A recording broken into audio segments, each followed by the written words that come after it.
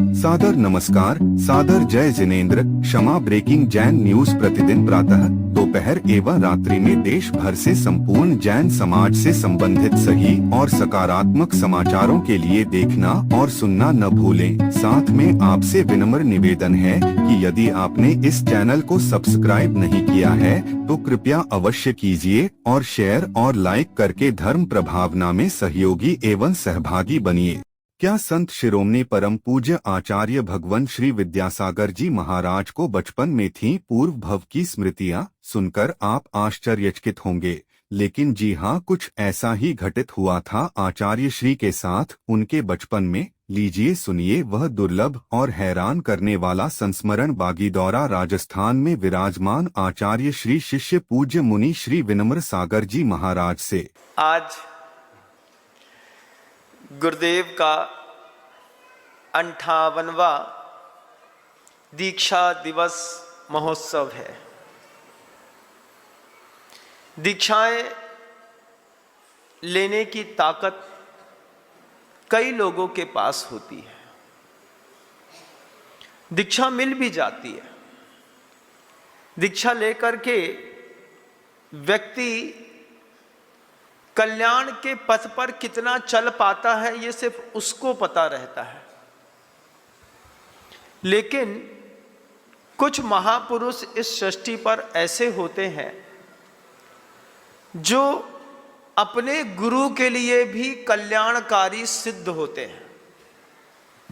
अपने लिए दीक्षा लेना, दीक्षा लेकर के अपना कल्याण कर लेना सरल और सहज बात है, लेकिन हमारी दीक्षा हमारे गुरु को भी फल जाए ये बहुत बड़ी बात है।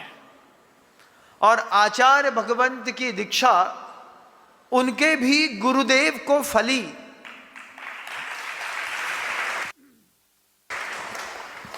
दीक्षा उनने ली, उनके गुरु भी धन्य हो गए ये देख करके कि आज मैंने अपने हाथ से विद्याधर को विद्यासागर बना दिया।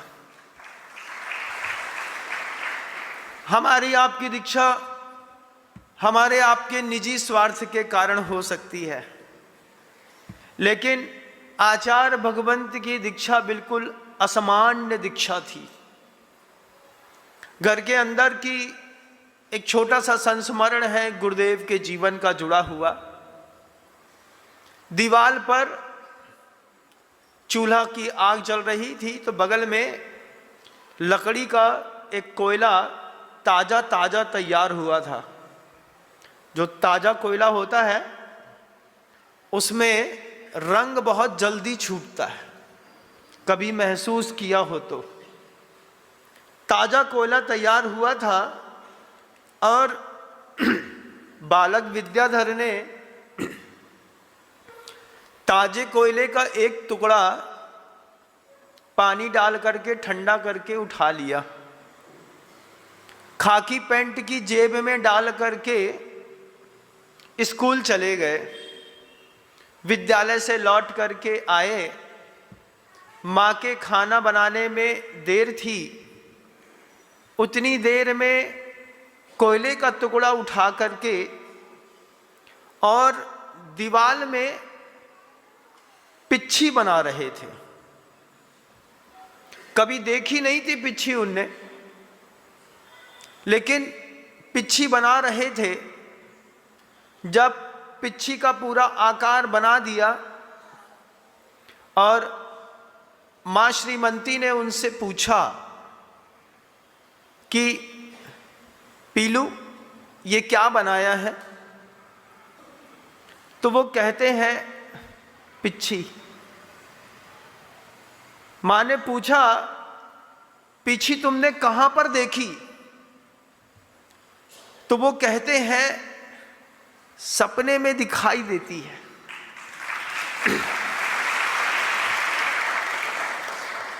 वो पिछी शब्द बोल नहीं पाए। फिर मां श्रीमती मल्लप्पा जी से कहती है कि आज पीलू ने दीवार पर चित्र बनाया है, आप जा करके देखो।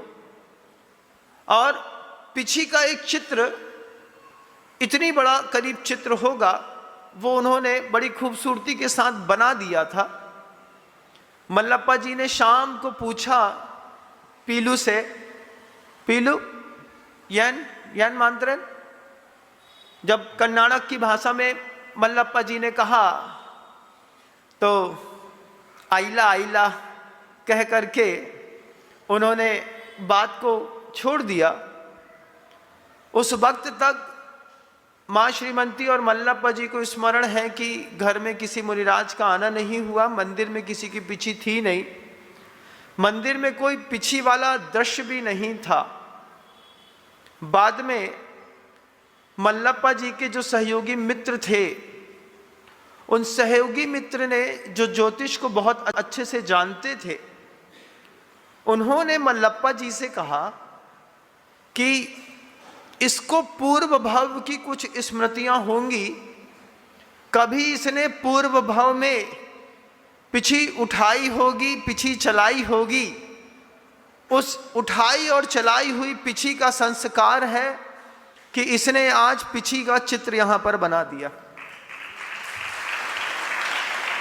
और जब वह चित्र छोटी सी उम्र का था, बात आई गई हुई, लेकिन मां श्रीमती ने उस पिछी के चित्र को मिटाया नहीं।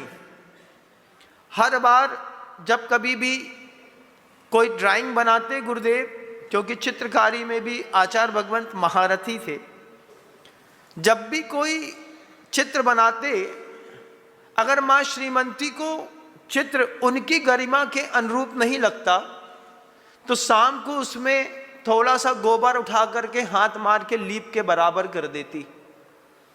लेकिन पिछी के इस चित्र को मां श्रीमती ने मिटाया नहीं। वो चित्र 2 वर्ष तक उस दीवार पर वैसा ही बना रहा। बाद में मां श्रीमती विद्याधर से कहती है कि पीलू, ये देखो, ये चित्र तुमने बनाया था। और एक दिन ऐसा हुआ कि पेंसिल से कागज पर हूबहू पिछी का चित्र उन्होंने जब बना करके मां श्रीमती को दिखाया, तब मां श्रीमती ने अपने आप को धन्य धन्य महसूस किया। बिन कारण दीक्षा लेता कोई पूर्व भव का त्यागी। आचार्य भगवंत इस सृष्टि पर अकारण तो नहीं आए, ये बात तो बिल्कुल तय है।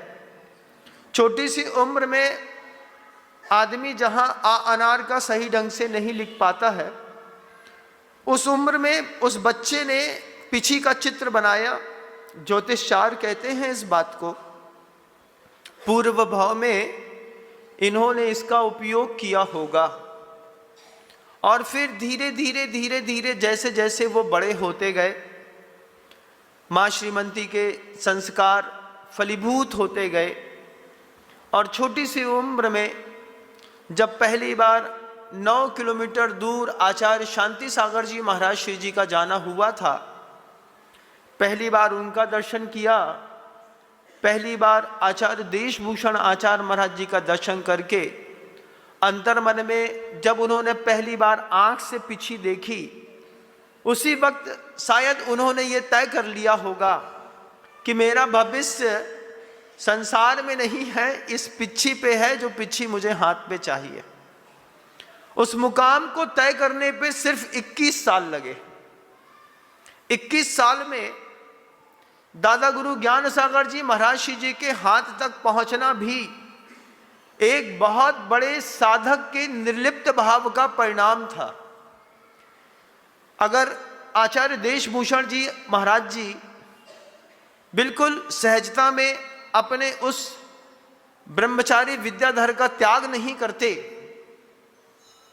और इतनी सहजता में नहीं बोलते कि जाओ, तुम्हें पढ़ना है ना, तुम्हें स्वाध्याय करना है, तो तुम ज्ञान सागर जी महाराज जी के पास जाओ, ये कह करके एक युवा शिष्य को अपने संग से छोड़ करके, और पता नहीं कैसी बड़े बड़े गुरुओं के मन के अंदर उपकार की भावना थी, अपना शिष्य दूसरे आचार्य परमेष्ठी के पास भेजा। 3 दिन के उपवास के साथ आए। आकर के पहली बार जब गुरुदेव ज्ञान सागर जी महाराज श्री को बालक विद्याधर जी ने देखा था, ब्रह्मचारी विद्याधर जी ने, पहली दर्शन में उन्होंने इस बात का संकल्प कर लिया था कि अब जब तक ये जीवित रहेंगे तब तक मैं इनके साथ रहूंगा। और कभी लौटने की चाह के बिना उन्होंने गुरुदेव के साथ जो संवाद किया वो जग प्रसिद्ध है। सब जानते हैं दादा गुरु के साथ मिलने पर क्या संवाद हुआ, दादा गुरु ने क्या बोला, उन्होंने क्या बोला। पुनरावृत्ति दोष लगा करके शब्द खराब नहीं करूंगा, लेकिन बाद में दादा गुरु ज्ञान सागर जी महाराज श्री जी ने कहा, शिष्य भी अपने अपने कर्मों के अनुसार मिलते हैं। गुरु जी कहते हैं हर इंसान को गुरु अपने अपने कर्मों के अनुसार मिलता है। जब गुरुदेव ने ये बात कही कि गुरु अपने अपने कर्मों के अनुसार मिलता है, उसके बाद आज जब इस बात को वापस रिकॉल करता हूँ, जब मैं इस बात को दोबारा सोचता हूँ गुरुदेव ऐसा बोलते थे, तो लगता है कि वास्तव में कितना सत्य है इस जीवन में कि हमारी आपकी जिंदगी में आचार्य विद्यासागर जी महाराज के अलावा कभी किसी गुरु का प्रवेश ही नहीं हुआ। कभी किसी का प्रवेश नहीं हुआ इस जीवन में। बड़े बड़े आचार्यों के ग्रंथ गुरुदेव ने दिए, लेकिन जीवित चरित्र को चलाने के लिए ऐसे महापुरुष जिनकी दीक्षा के कारण हम सब की दीक्षा पल गई, जिनके ब्रह्मचर्य के कारण हम लोगों का ब्रह्मचर्य पल गया, जिनके सत्य और अहिंसा के कारण आज इतने ज़्यादा महाव्रती आपकी नजरों के सामने दिख रहे हैं। दीक्षा उनकी फली और उनकी दीक्षा हम सबको फली। हम सब फलीभूत हुए।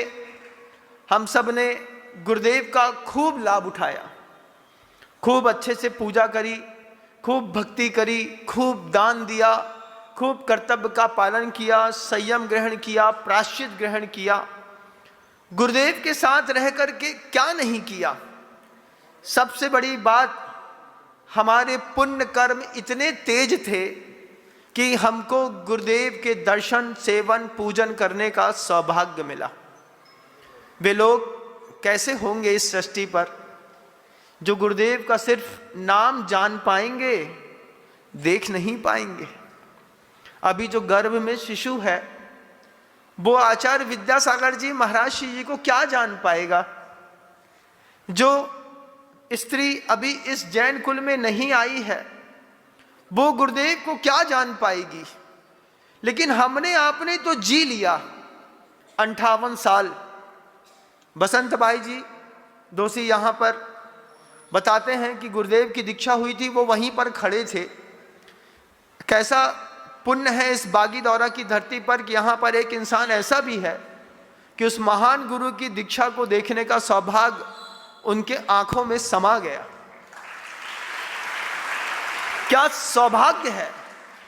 हम तो सोचते ही रहते हैं कि हमारे गुरु ऐसे, हमारे गुरु ऐसे, लेकिन उन्होंने तो गुरुदेव की दीक्षा देख ली, गुरुदेव का वैराग तितिक्षा देख ली, गुरुदेव का संयम देख लिया, गुरुदेव की साधना देख ली। 58 साल हो गया गुरुदेव को दीक्षा लिए और वो हर साल उनको हूबहू जवानी, मुख जवानी याद है। ऐसे दादा बसंत भाई जी दोषी का हम सभी हृदय से सम्मान करते हैं। यह भी एक ऐतिहासिक दस्तावेज है हमारे बीच में कि वह दस्तावेज जिसने आचार्य भगवंत की पहले दिन की दीक्षा देखी हो, अंतिम दिन की संलेखना और समाधि देखी हो, जिन्होंने आचार्य भगवंत का पूरा जीवन आंखों के सामने देखा हो, और इतना ही नहीं, आचार्य भगवंत के उस वैराग्यमय जीवन से प्रेरित होकर के अपने जीवन का सर्वस्व उनके चरणों पर चढ़ाने का उनका एक संकल्प भी फलीभूत हो रहा है धीरे धीरे। गर्भ में अभी बहुत कुछ है, देखिए क्या उत्पन्न होकर के आता है। Kshama breaking Jain news YouTube channel पर विज्ञापन देकर धर्म प्रभावना में बने सहभागी। विज्ञापन देने हेतु संपर्क कीजिए मोबाइल नंबर 9026900740 एवं समाचार एवं वीडियो भेजने हेतु WhatsApp number 9335236222। Kshama breaking Jain news YouTube channel देखने के लिए आपको बहुत बहुत धन्यवाद। सादर प्रणाम, सादर जय जिनेंद्र।